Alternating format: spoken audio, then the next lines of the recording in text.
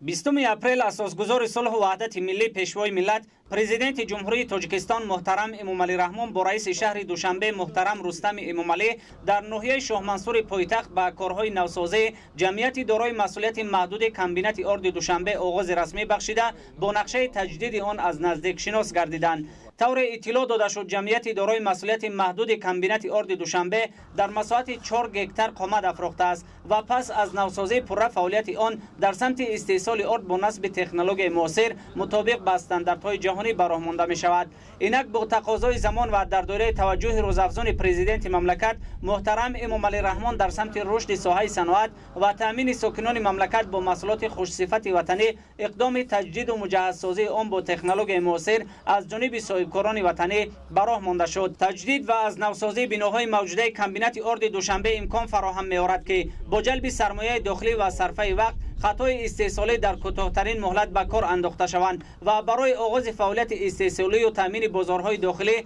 با محصولات وطنی تدبیرهای ضروری روی دست گرفته شود. اطلاع داده شد که انفراستراکچور موجوده و جایگیرشوی بنای کمبینت ارد دوشنبه با نظرداشت موجودیت شاخه‌های راه آهن دارای انبار برای ذخیره 32000 تن گندم، انبار با مساحت 5000 متر مربع برای نگهداری 3.6 تن آرد و انبار برای نگهداری سبوس و گندم ریزه می باشد. با وصل و نصب تکنولوژی استیصالی اقتدار کارکرد گندم در کمبینت ارد دوشنبه در یک شبانه روز به زیاده از 300 تن و در یک سال به 110,000 تن رسانیده خواهد شد. این در حالی است که اقتدار قبلی آن کارکرد 210 تن گندم در یک شبانه روز را در بر می‌گرفت. اسناد شناسایی پیشوای ملت محترم امامعلی رحمان با لایحه نوسازی جمعیت دارای مسئولیت محدود کمبینت ارد دوشنبه اطلاع داده شد که بعد پرره به کار انداختن و مجهزسازی آن با تکنولوژی معاصر برای متخصصان محلی زیاده از 100 جای کاری تأسیس داده می شود. طبق تحلیل ها طلبات روزانه شهر دوشنبه زیاده از 400 تن آرد را تشکیل می دهد و تدبیرهای راه اندازی شونده در سمت استیصال آرد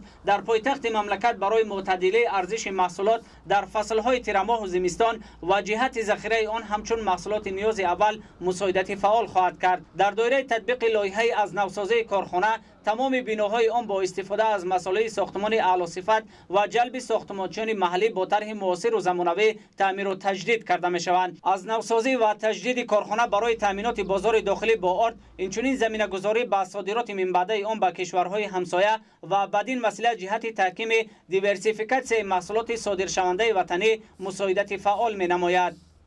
با شرافت عزم و تلاش‌های اساسگزار صلح و وحدت ملی پیشوای ملت پرزیدنت جمهوری تاجیکستان محترم امامعلی رحمان جهت تدریجاً عملی گردیدن اقدام‌های سازنده عاید رشد صنعت و بلند برداشتن سطح زندگی مردم در دوره استقلالیت توسط جلب سرمایه‌گذاری داخلی و خارجی یک قطار کارخانه‌های عظیم استیصالی و صنعتی به کار انداخته و یک قطار کارخانه‌های موجوده تجدید و از نوسازی گردیدند. جمعیت دارای محصولات محدود کمبینت ارد دوشنبه فعالیت خود را در سمت استیصال آرد با نظرداشت جاری نمودن تکنولوژی و تجهیزات معاصر مطابق با استانداردهای جهانی روانه نموده است. خیلی که معلوم است بناهای موجوده سالهای 60 ساخته شده با تقاضای زمان تعمیر طلب و به تجدید نیاز پیدا نموده است. با وصل و نصب تکنولوژی معاصر اقتدار کارخانه در یک شبانه روز تا 300 تن گندم را تشکیل داده در یک سال این به 110,000 تن میرسد. محصولات یا اینکه اشیای خام برای کارکرد در این کارخانه از جمهوری قزاقستان وارد کرده می شود. طبق تحلیل ها طلبات در پایتخت مملکت در شهر دوشنبه و محصولات استیصال شونده 400 تن را تشکیل می دهد. تدبیرهای راه اندازی شونده برای معتدلی نرخ در بازار داخله بسیار مساعدت می نماید.